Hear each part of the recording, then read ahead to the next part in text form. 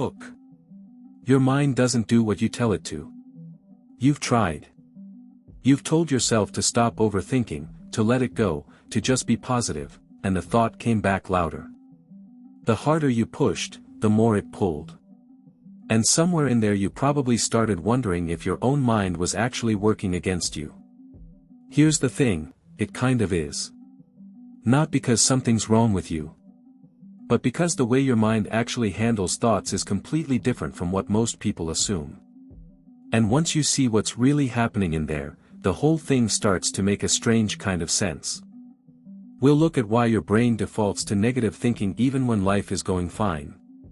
Then we'll get into how the quietest minds actually process stress differently, not by avoiding it, but by doing something unexpected with it. We'll also explore a pattern most people never notice about their own thoughts. And at the end, there's one idea that completely changes how you approach your mental state, and most people never hear about it. This is Book Echo, where the biggest ideas in psychology get broken down into something you can actually use. There's something happening in your mind right now that you probably don't even notice. And it's not a flaw, it's not a weakness, and it's definitely not something unique to you. It's happening to almost everyone, all the time. Your brain is wired to look for problems. Not occasionally. Constantly. There's actually a name for it in psychology, negativity bias. And it basically means your brain gives more weight to bad experiences, bad thoughts, and potential threats than it does to good ones. A single criticism sticks longer than 5 compliments.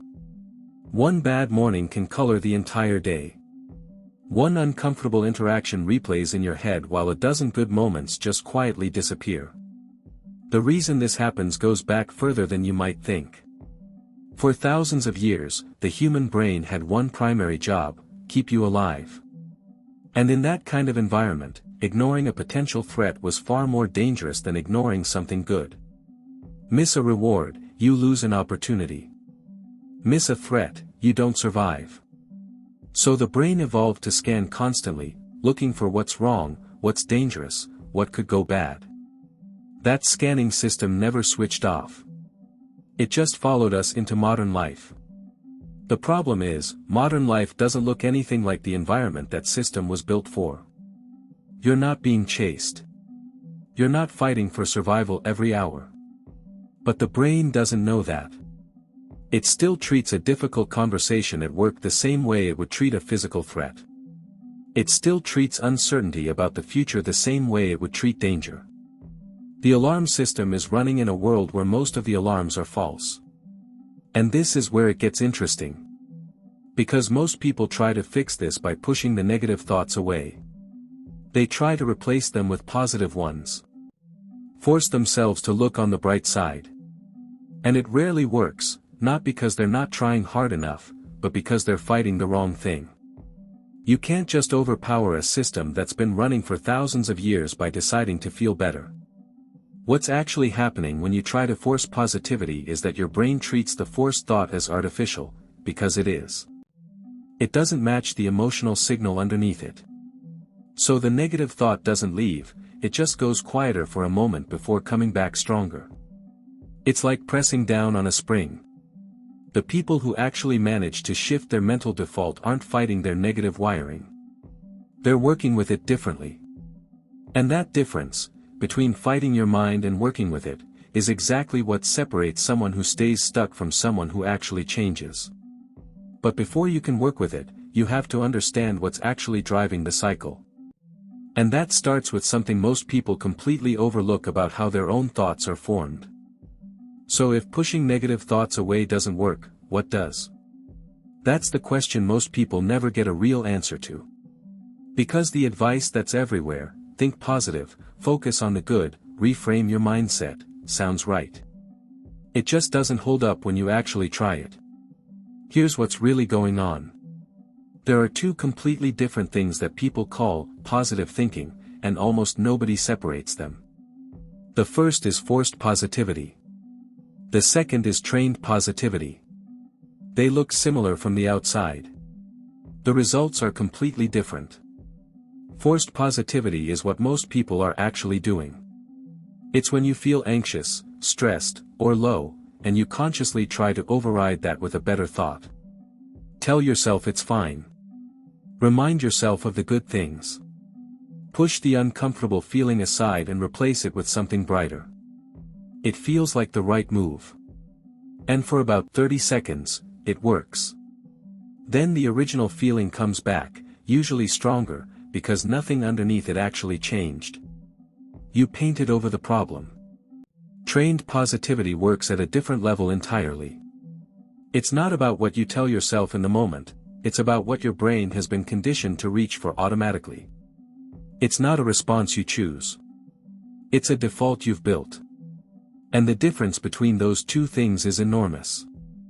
Think about someone who's learned to stay calm under pressure. When something goes wrong, they don't stand there consciously telling themselves to stay calm. They just are calm, because their brain has processed that kind of situation enough times that the calm response is now the automatic one. They trained it without realizing they were training anything. Your brain works the same way with thinking patterns. Every time you deliberately redirect your attention, not to fake positivity, but to something grounded and real, you're reinforcing a pathway. Do it once, it doesn't do much. Do it consistently over time, and that pathway becomes the brain's first instinct. That's not motivation. That's just how neural conditioning works. The reason most people never get there is because they quit during the forced positivity phase. They try it, it doesn't feel real, it stops working after a few days, and they conclude that positive thinking is either a personality trait or a lie. But they were never actually training anything. They were just applying pressure to a thought and expecting the thought to change on its own. The shift happens when you stop trying to feel positive and start building the conditions that make positive thinking the natural output. That sounds abstract right now, but it becomes very concrete once you understand the specific mechanism that's either working for you or against you every single day. And that mechanism has everything to do with where your attention is actually going. There's a thought you've probably had at some point, maybe recently. Something uncomfortable happened, and even though you wanted to move on, your mind kept pulling you back to it. You'd catch yourself replaying the same moment, the same conversation, the same what if, over and over. And no matter how many times you told yourself to stop thinking about it, the thought just came back. That's rumination. And it's one of the most misunderstood things about how the human mind works. Most people treat rumination like a bad habit.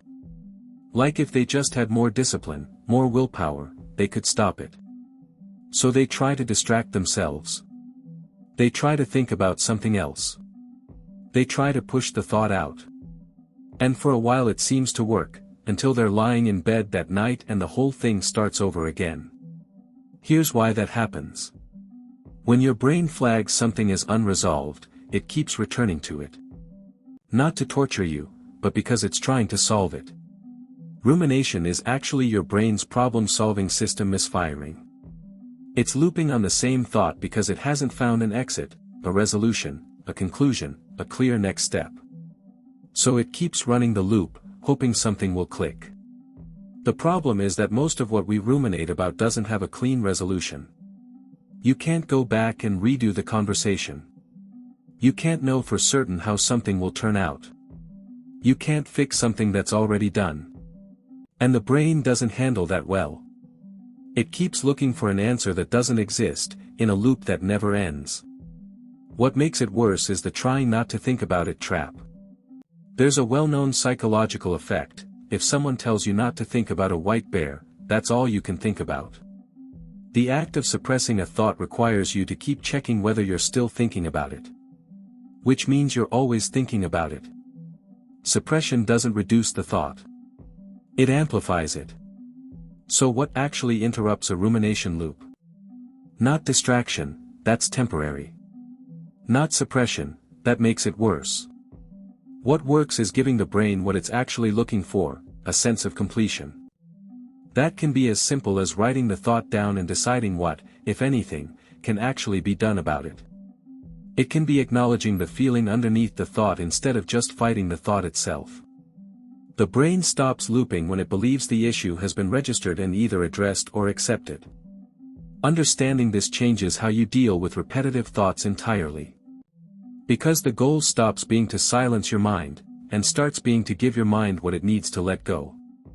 But there's something even more fundamental running underneath all of this. Something that determines which thoughts your brain treats as important enough to keep looping on in the first place. At any given moment, your brain is receiving millions of pieces of information. Sounds, sensations, thoughts, memories, things happening around you, things happening inside you. All of it hitting at once. And yet you're only aware of a tiny fraction of it. The rest gets filtered out before it ever reaches your conscious mind. That filter has a name. Psychologists call it the reticular activating system. But what it does is simpler than the name suggests. It decides what's worth your attention and what gets ignored, based almost entirely on what you've already been focusing on. You've seen this work without realizing it. The moment you decide to buy a specific car, you start seeing that car everywhere. It was always there. You just weren't filtering for it. Or you learn a new word, and suddenly you hear it 3 times in the same week. The word was always being used. Your brain just wasn't flagging it as relevant before. The world didn't change. Your filter did. Now apply that same mechanism to your thoughts.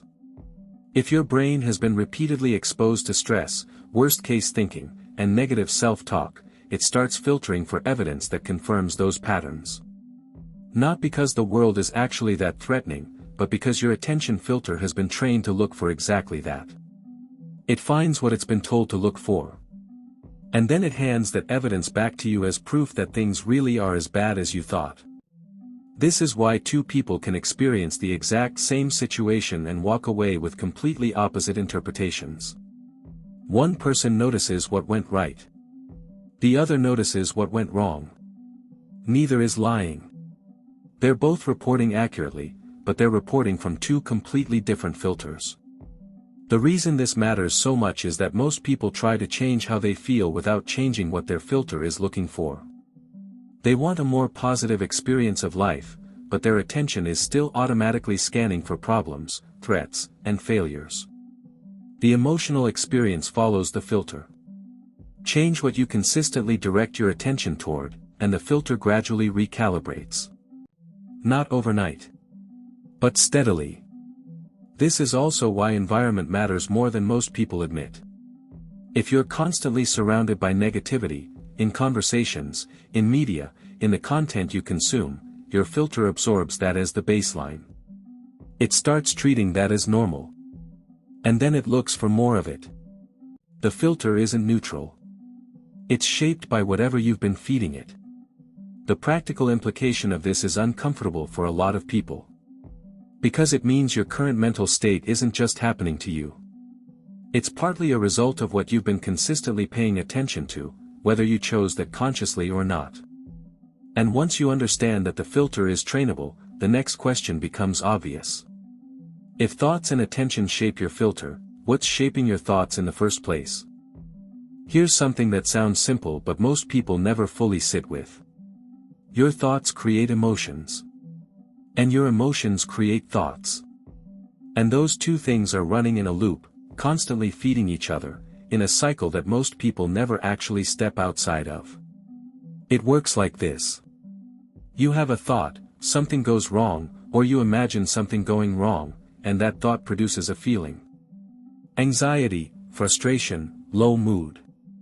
That feeling then influences the next thought. And because the feeling is negative, the next thought tends to be negative too. Which deepens the feeling. Which pulls the next thought further down. The loop tightens. Most people are aware of this in theory. What they don't realize is how fast it happens and how automatic it is. By the time you notice you're in a bad mental space, you've usually been in the loop for a while. The entry point is long gone. You're just aware of the current state, not how you got there. What makes this loop particularly hard to break is that it has a physical component. When a thought triggers an emotional response, your body responds too. Stress hormones release. Muscle tension increases. Breathing changes. And those physical signals feed back into the brain as additional evidence that something is wrong. So now you have a thought reinforcing a feeling reinforcing a physical state, and a physical state reinforcing the thought. 3 layers running simultaneously. Trying to break that loop purely through thinking, just deciding to think differently, is like trying to stop a spinning wheel by adding more spin in the opposite direction. It takes enormous effort, and the moment you release the pressure, the wheel goes right back to where it was. What actually interrupts the loop is entering it at a different point. Not the thought, because by the time you catch the thought, the emotion is already running. Not the emotion, because fighting an emotion directly almost never works. The most accessible entry point is the physical layer. Slow, deliberate breathing. A brief shift in posture. A moment of stillness. These aren't relaxation tricks. They're interruptions to the physical signal that's feeding the loop. And when that signal quiets, the emotional charge drops just enough for the thought to lose its grip. This is what people who manage stress well are actually doing, often without being able to explain it. They've found ways to interrupt the loop at the body level before it fully takes hold. Not because they're better at thinking, but because they've learned, consciously or not, that the loop has a physical root. Understanding this shifts the entire goal. You stop trying to think your way out of a bad mental state. You start learning to interrupt the cycle before it builds momentum. And that interruption becomes easier the more you understand what keeps the loop going in the first place. Which brings up something that most conversations about mindset completely skip over. Because it's not dramatic enough to talk about. But it might be the most consistent factor in whether someone's mental state improves over time, or stays exactly where it is. Nobody talks about this one enough. And the reason is probably because it doesn't sound impressive. It's not a dramatic shift. It's not a breakthrough moment. It's something so quiet and gradual that most people completely overlook it, even while it's happening to them. Your brain has a baseline. A default mental state it returns to when nothing particular is happening. Some people's baseline is relatively calm. Others return to low-level anxiety, mild irritability, or a general sense of dissatisfaction, not because anything is wrong right now, but because that's just where their mind settles when it's not actively engaged. That baseline isn't fixed. But it moves slowly. And it moves in response to something most people don't think of as significant: small wins. Not big achievements. Not milestones. Small, everyday moments where you set a minor intention and follow through on it. You said you'd go for a short walk, and you did. You decided to drink more water today, and you did. You planned to read for 10 minutes before bed, and you did. These things feel almost too small to matter. But something is happening underneath them that's far more important than the action itself.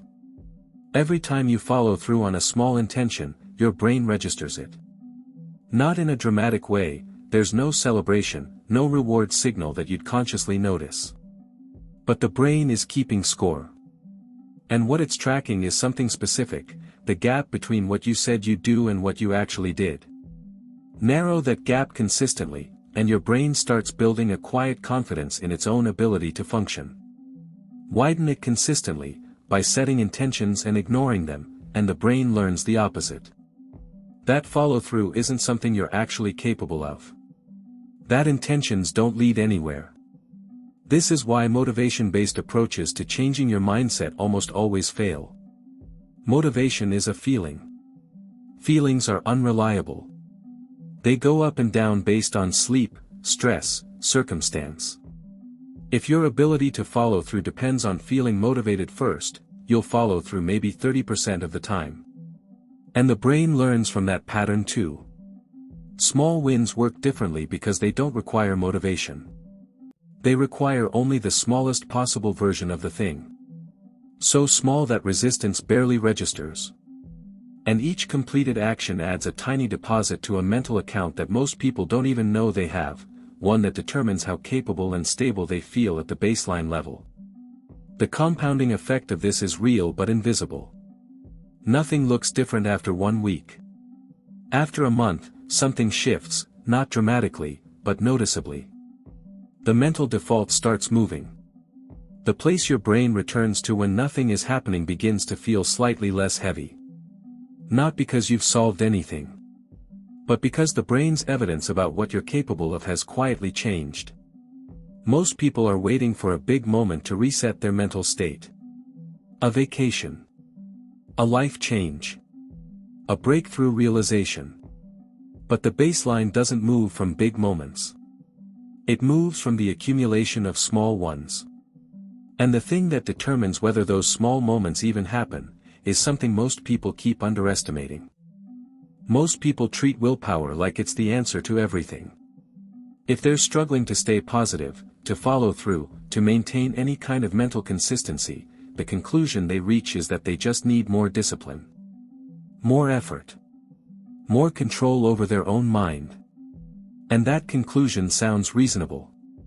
It's also wrong. Willpower is a resource. And like any resource, it depletes. There's a significant body of research showing that the more decisions you make, the more mental effort you exert, the less capacity you have left for self-control later in the day. This isn't a personal weakness. It's a design feature. Your brain conserves energy wherever it can, and resisting your environment takes energy. Constant energy. Energy that runs out. Here's what this means practically. If your environment is working against your mental state, if the people around you are consistently negative, if the content you consume is designed to trigger anxiety or outrage, if your physical space is cluttered and chaotic, your brain is spending willpower just to maintain baseline stability. Every hour in that environment is draining the exact resource you're trying to use to think better. And no amount of discipline compensates for an environment that's continuously pulling in the opposite direction. The people who seem to have exceptional self-control, who seem to just naturally make better choices, stay calmer, think more clearly, aren't actually exerting more willpower than everyone else. They've designed their environment so that willpower is rarely required. The friction works in their favor. The default option in their life is already the better one. Think about what that looks like in practice.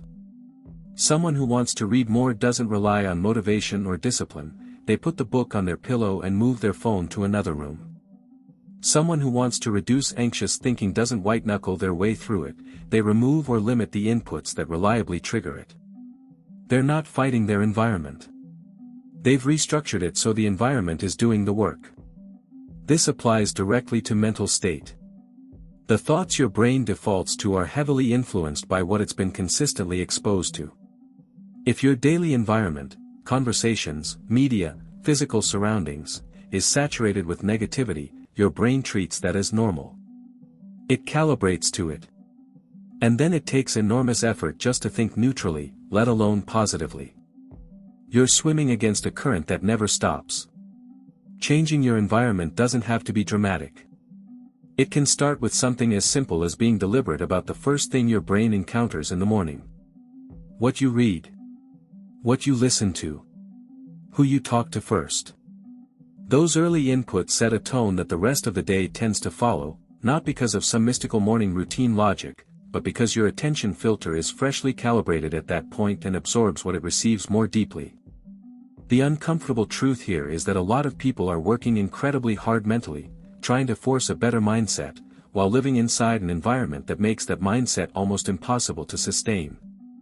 And the solution isn't to try harder. It's to stop fighting the current and start changing the water. But there's one more thing. Something that sits underneath all of this, the attention filter, the thought-emotion loop, the environment, the small wins, and quietly determines how effectively any of it actually works for you. If you've made it this far, you're already ahead of most people. And what I'm about to share is the part that actually ties everything together. Because everything we've covered, the negativity bias, the attention filter, the thought-emotion loop, the environment, all of it points to the same underlying problem. Your brain is interpreting situations in a fixed way. And that interpretation feels like reality. It feels like fact. But it isn't. It's a frame. And frames can be changed. Cognitive reframing is the psychological method that makes that possible. And it's not what most people think it is. It's not telling yourself everything is fine when it isn't. It's not forcing a positive spin on something genuinely difficult. It's something more precise than that, and more honest. Reframing is the deliberate act of examining the interpretation your brain has attached to a situation and asking whether that interpretation is the only accurate one. Not the most comfortable one. The most accurate one. Because in most situations, not all, but most, the way your brain initially frames something is not the only valid way to see it. It's just the fastest one. The one your filter reached for first based on everything it's been conditioned by. Here's what that looks like in practice. You send a message to someone and they don't reply. Your brain immediately produces an interpretation: they're ignoring you, you said something wrong, they're upset with you. That interpretation arrives fast and feels certain. But is it the only accurate reading? They could be busy. They could have missed it. They could be dealing with something that has nothing to do with you. Cognitively reframing that situation isn't pretending those possibilities are definitely true.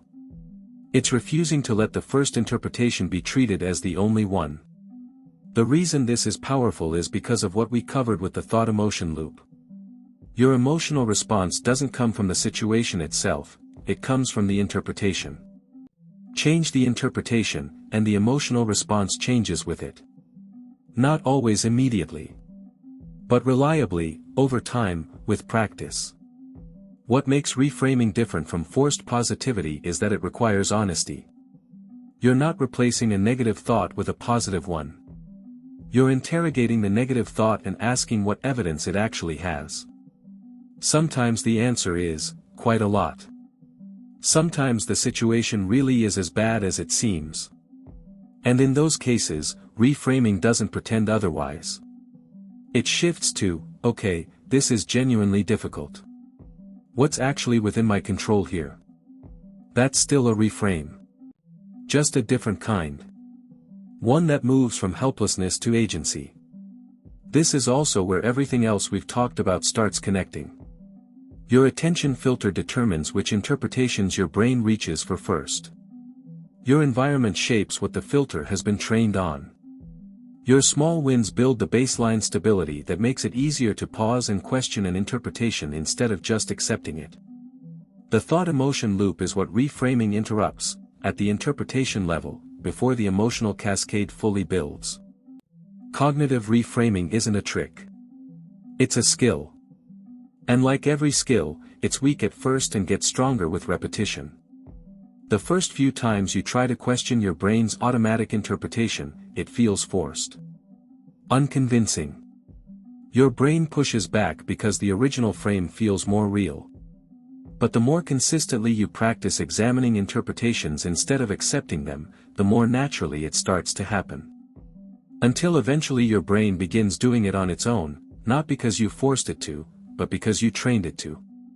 That's what a quiet mind actually is. Not a mind without negative thoughts. Not a mind that's always optimistic.